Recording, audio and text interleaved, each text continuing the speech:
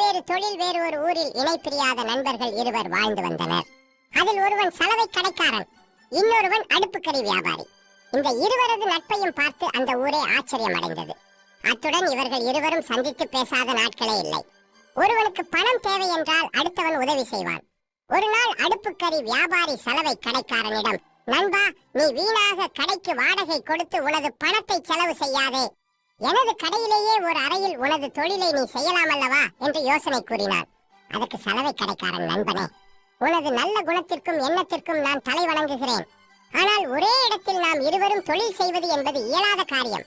அதற்கு காரணம் நான் அழுக்கை போக்கி சுத்தம் செய்பவன். நீயோ அழுக்கை சேர்க்கும் தொழிலை செய்கிறாய். ஆக நீயும் நானும் ஒரே இடத்தில் இருந்தால் நமது இருவரது உழைப்பும் வீணாகும். அத்துடன் நமது இருவரது தொழிலும் சேர்ந்து. ஆகவே இந்த விஷயத்தில் மட்டும் நம்மிடையே கூட்டுறவு வேண்டாம். நாம் என்றும் நல்ல நண்பர்களாக இருக்க வேண்டும் என்று கூறினார். உடனே அந்த அடுப்புக்கறி வியாபாரி, ஆம், உண்மைதான், உனக்கு என்னை விட முன் யோசனை அதிகம். நமது நட்பை போலவே இந்த வியாபார உறவும் சரிப்பட்டு வரும் என்று நினைத்து விட்டேன். ஆனால் நீ சொன்ன பிறகுதான் எனக்கே புரிந்தது, நமது நட்பு வேறு, வியாபாரம் வேறு என்பது.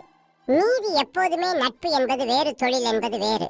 இது மாதிரி கதைகள் பிடிச்சிருந்தா, இரு மாறுபட்ட தொழில்கள் அல்லது பழக்க வழக்கங்களை கொண்டவர்கள் ஆத்ம நண்பர்களாகவே இருந்தாலும் அவர்களால் ஒரே இடத்தில் இருக்க முடியாது. கொஞ்சம் லைக் பண்ணுங்க, கொஞ்சம் சப்ஸ்கிரைபும் பண்ணிடுங்க.